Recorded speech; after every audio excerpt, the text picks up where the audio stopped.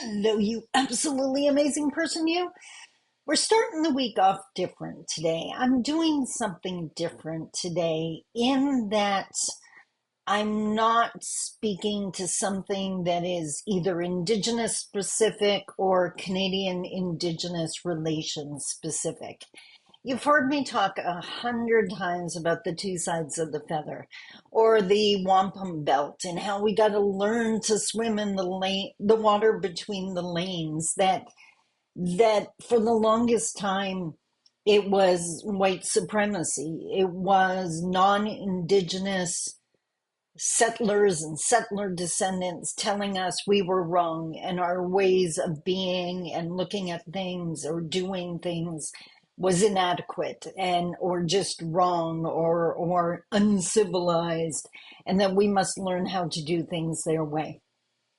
Well, this is one of those times where I'm looking at mainstream and I'm thinking, maybe you need to listen to us.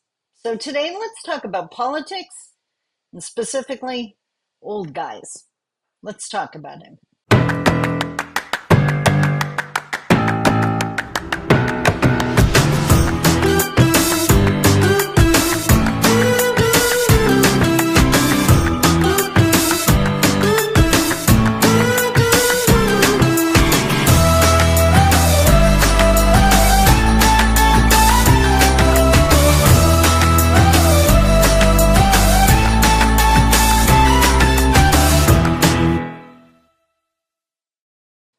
Bonjour, Mishko Pognon, Quain Addition Cosmondodem. Hi, everybody. My name is Sandy Boucher. I'm Red Thunderbolt Woman of the Loon Clan, a proud member of Seine River First Nation in Treaty 3 territory in Northern Ontario. And before I jump into what is probably going to be the most ageist thing I have ever said in my life, but I'm still going to say it because I think it has value. I wanted to touch on the medicine wheel for a second, and you may be familiar with it. A lot of indigenous nations use it as a teaching tool. Excuse me, I want to be crystal clear. It is not a sacred item. It is literally just a teaching tool to remind us of some sacred teachings that are encapsulated in our worldview. And one of the things it represents, one of the things the four colors represent, is the four stages of your life: the baby stage, the youth stage, the adult stage, and the elder stage. And one of the things the medicine wheel highlights is the fact that every single one of those stages has value and should be paid attention to. That there are key lessons in each stage. For example, the babies, everything is exciting, everything is new, and they are so willing to try something new, even when they fail multiple times. The example I always give is the toddler, or like barely a toddler, trying to get the TV remote. Excuse me, sorry. Just had some yogurt and it's stuck in my throat. The toddler trying to get the TV remote off the coffee table, right? Like they reach and they fall, and they try to reach again and they fall, and they will do it. And I guarantee you they're ending up with the remote unless mom or dad comes and moves it or moves them. So that persistence, that excitement, that willingness to try new things because everything is new and exciting, that childlike enthusiasm, the baby stage reminds us to hang on to that. The youth stage, now the baby stage is a learning stage. The next stage is a learning stage as well, except it's higher learning.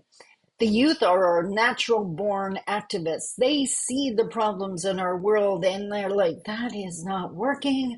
Why do you keep doing this? Why don't you try this? Now, unfortunately, the youth are often quickly dismissed because they're passionate, or largely because, well, you've only been around for 17 years. Like, it's so dismissive and so ageist when they are still the visionaries. They still see possibilities and they see problems in systems that they're not a part of. They have that outside view, that other view that is so important. The adult stage is an action stage. Now you've done your learning in the baby stage and the youth stage. Now is when you're supposed to implement it and make the changes you identified in the youth stage. Contributing to your community, to your world, to your family. It's not all about me. That's more the younger stages. The adult stages is now responsibility and service and community. And of course, the elders now have the wisdom of looking back over the whole journey. The elder stage is not an action stage. The elder stage is an advisory stage, that those words of wisdom, the history repeating itself and being warned that we can't do this. In my culture, Anishinaabe culture, elders are revered. We value someone who's been on the planet for 76, 78, 82 years, not so much in mainstream. Now, why the review of the medicine wheel? Because it directly plays into what I'm talking about today. Yeah, I will admit, pay attention to US politics, largely because it quickly becomes, in so many ways, Canadian politics, and the insanity that is Trump. You can already see happening in Canada, that mindset, that it's just so closed-minded and so self-centered and so not inclusionary. Scary AF, in my opinion. But today, you can't watch US news and not hear age come up, especially because of Biden and his age. I believe he's 81 now. So he'd be like 85, 86 by the time he'd finish his second term if he gets in again. Trump is like 76. He's not farther behind, or not much further behind. And there are challenges that come with being an elder, which is why the elders are not, it is not an action stage. That is not the role of those people. And that is what I wanted to talk about today. Yes, I don't have a handy dandy index card. I emailed myself again. So, two things are playing into this: what I'm seeing on the news, in politics, and the fact that last week I had a chance to take part in a podcast. I don't think it comes out for a couple of months, but it was about mentoring, and specifically reverse mentoring. Whereas when you think of mentoring, it's often an older, more experienced person mentoring the newcomer, the new employee, the one with zero experience. With reverse mentoring, it's the younger person mentoring the older person, maybe technology based or whatever the case may be. Or if they're servicing a youth audience, then the youth has that insight, right? So it's the reverse mentoring. So here's my crazy idea. What if our elders were not the elected officials? What if the youth were? Now, don't panic yet. Let's think about it. Remember, we're trying to figure out how to swim between the lanes. You got to consider alternatives. The youth see the problems, right? Because they're new to this world. And when they're presented with something, it's like, well, they don't have that. They're not tainted by, we've always done it this way, right? So they see the pitfalls and the challenges and what's not working.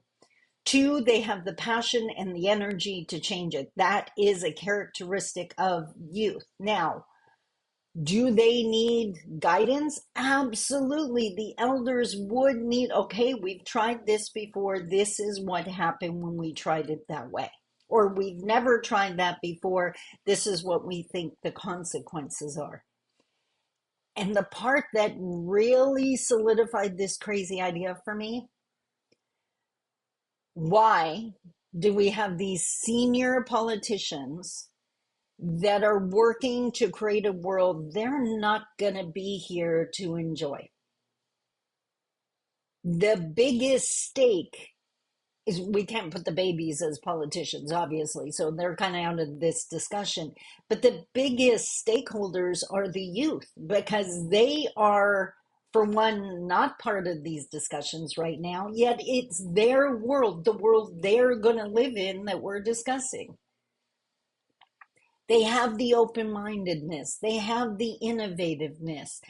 Don't let them do it alone. Of course, they need guidance and support from people with experience, but maybe it's time to start listening to the people that are actually going to have to live with the decisions that are made by these old people that aren't going to live with the decisions. Doesn't that make sense? That's medicine wheel.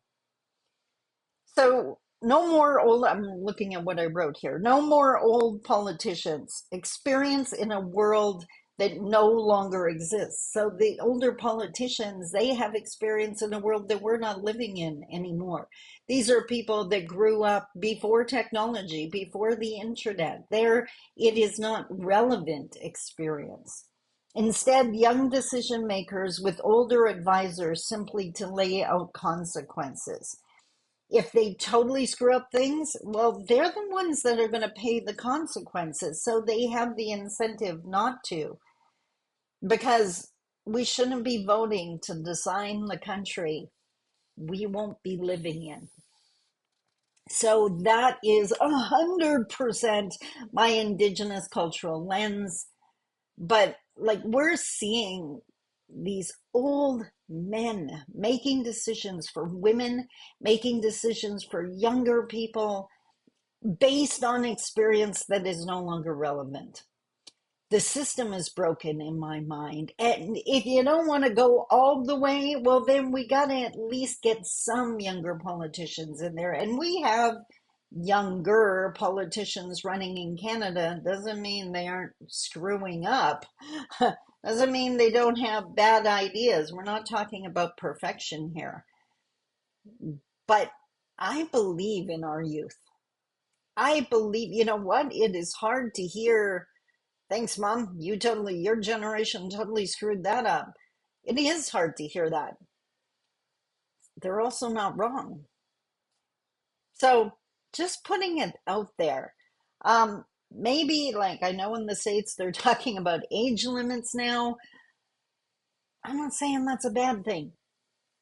Change the positions, go into the elder stage, go into the advisory stage.